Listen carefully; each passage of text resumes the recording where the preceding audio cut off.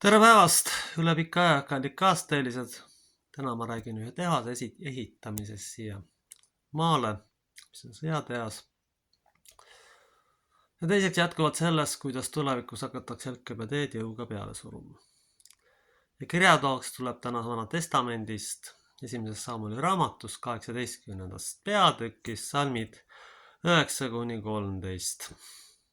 Ja sellest päevas alates hakkas Saul Taavetile kõõrdi vaatama ja järgmisel päeval tuli kuri vaim Jumalalt võimsasti Sauli peale ja ta märatses kojas. Taavet mängis siis oma käega kannelt, nagu alati, ka Saulil oli piik käes.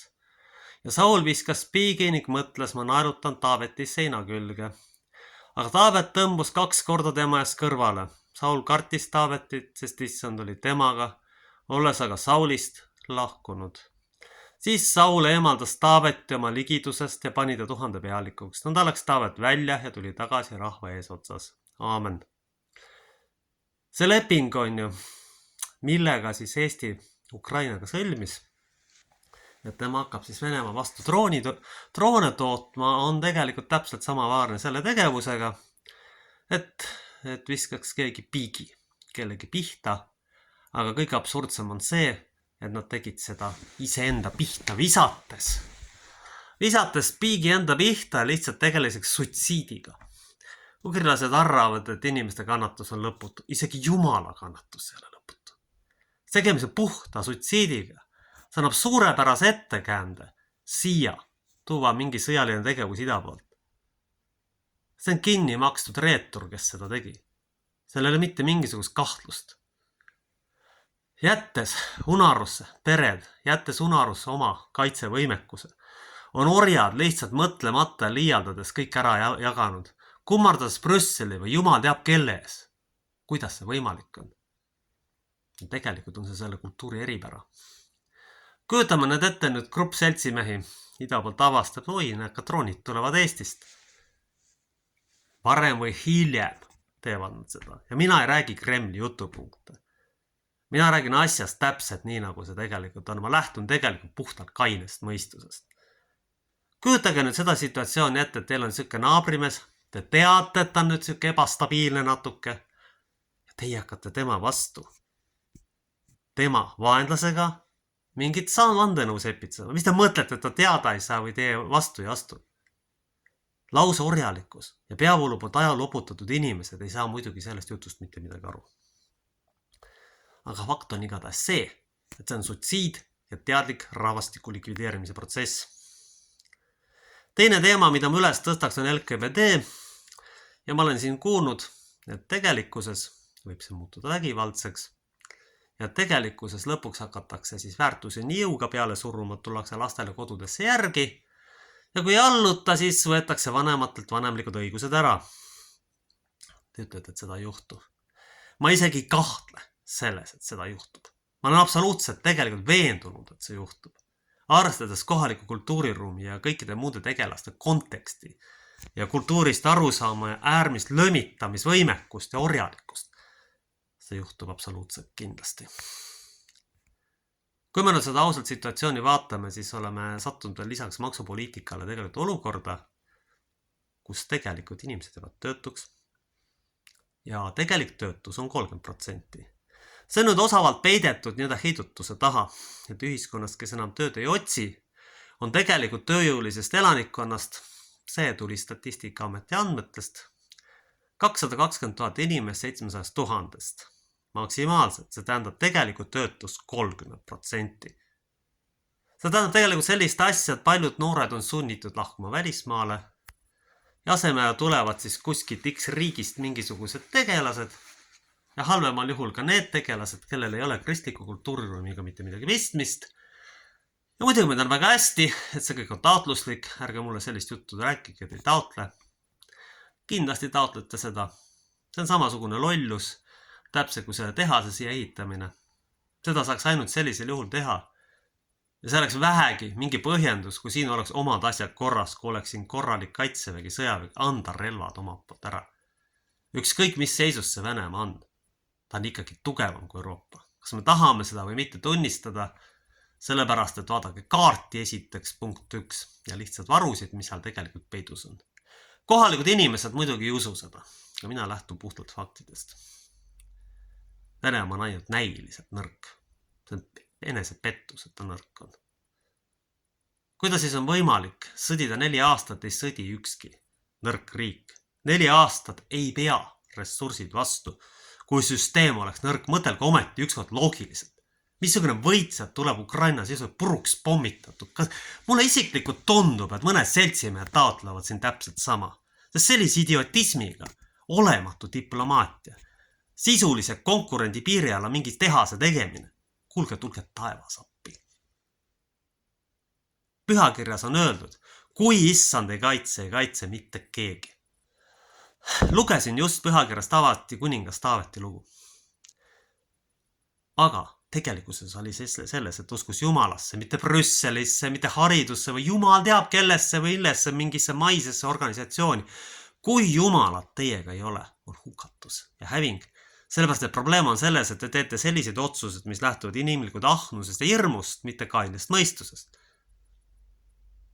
Te teete selliseid otsuseid. Ja mitte mingil juhul ei ole need mõistlikud otsused. Mitte mingil juhul ei ole.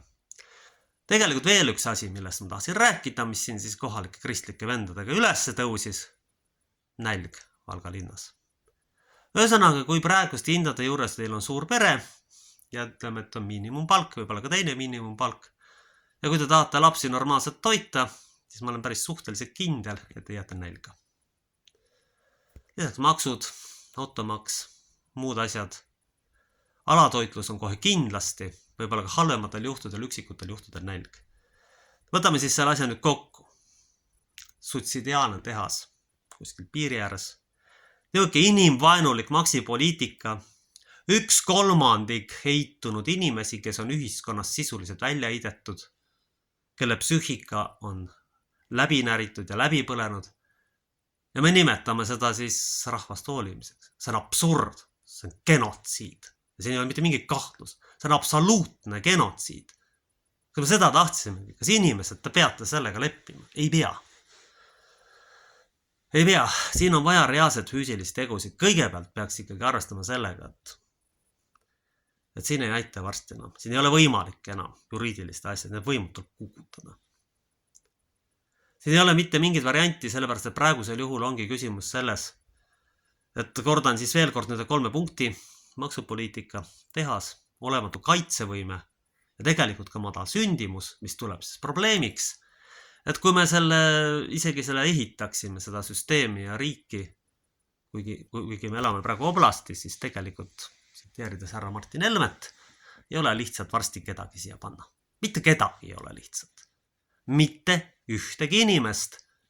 Sellepärast, et hea küll, sünnib mingi hulk lapsi, aga sellise maksupoliitikaga inimesed põgenevad siit ära, noored lihtsalt ei hakka tegelema sadomasohismiga. See on täiesti selge. Kui noorte eluaseme saamine muudetud idiootlikud raskeks, kui üürid on sellised, mis on tegelikult selle kohaliku rahvakultuuri eripära, et karju appi, et pool palka läheb sinna. Ja mis riik see on? Valitsus ei oli, ligimesest sageli ei hoolita. Ja lõpptulemus on see, mida me näeme, rahvastik hakkab välja vahetama. Me oleme kriisi olukorras, me sisuliselt ühiskond kukub kokku. Ülemises otsas elavad inimesed muidugi seda ei märka, sest nad oma ninast sageli kaugemale ei näe, nagu ma olen ka korduvalt öelnud. Neil ei ole lihtsalt seda Jumala poolt kaasa antud. Aga see, kes vähegi aru saab, kui me neid numbrid kuulame, kui me tänavale vaatame, kuidas paljudel inimestel lihtsalt ei ole elementaarseid vajadusi. Ja see, et inimesed on peast vaesed sageli. Kui ikkagi 4-5 tuhat eurot teeniv inimene käib kaltsukas, andke andeks, see ei ole normaalne.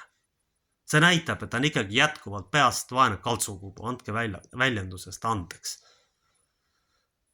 Kui olukord sunnib seda tegema, on teine asi, aga kui on ikkagi ressursid ja võimalused ja kui siis seda tehakse, see räägib inimese mentaalsusest hoopis. Ja mulle tundub samamoodi, et riigitüüri juures olevad tüübid on lihtsalt peast vaesed, sest vaene ori varastab. Vabal mehel ei ole vaja lõpmatuseni varandusi kokku ajada. Vaene ori varastab sellepärast, et tal ei saa kunagi täis ja ta ei saa aru sellest, et tema probleem on peas, mitte kuskil mujal. Ja samamoodi need tüübid, kes siin neid tehaseid ja kõike muid asju teevad, nende probleem on tegelikult peas. Nad on pimesi käske täitvad orjad, esiteks, kellel mitte keegi ega mitte miski korda peale käsu ei lähe. Põhimõtteliselt, kui keegi käseb neil pea ahju panna, siis nad seda ka hea meelega teevad, mis antud juhul nad ongi juba tegelikult teinud. Vabatahtlikult täiesti globalistidele pea ahju, vabatahtlikult sisuliselt andes mõista, et me olema nõus kahuriliha. See on potentsiaalne samm kahuriliha poole. Te jätate provokatiivse objekti, ilma teil oleks omal millega kaitsta reaalset rünnakute vastu. Te lasete kurat droonid läbi ja te mitte millegiga ei suuda reageerida, õigustate oma lollust ja saamatust. Ma annaks miljardid tuulikut ja jumal teab millist idiootlike projektide peale, mitte mingisugust perspektiivi ega kasu tegelikult ei ole. Mina isiklikult olen täielikult tuulikute vastane. Mõtelge, ise kaevatakse betoon ülesse. Valatakse tohutu hunnik betooni, lõhutakse loodust. Tootlus on 20%, see on puhas kellegi äri ja kasumi tootmine. See on varastamine sisuliselt, keegi saab rikkaks sellega ja ülejäänud inimesed lihtsalt kannatavad. Selline probleem on, selleni me oleme arenenud. Issand jumal küll. Ehitavad tehase, teevad tuulikud, ise on välja suremise ääre peal. Endal pole kedagi varsti kaitseväkkigi panna, ei me lähme, oleme sõjakad. Teate, mille pärast lapse blokk on? Esiteks, ugrilane ei saa lastega hakkama. Ja teiseks, eestlased. Teis on palju viha ja orjalikkust. Kahjuks. Mitte kõikides, aga paljudes. Ja teie oli ligimesest paljud, mitte kõik. Aamen.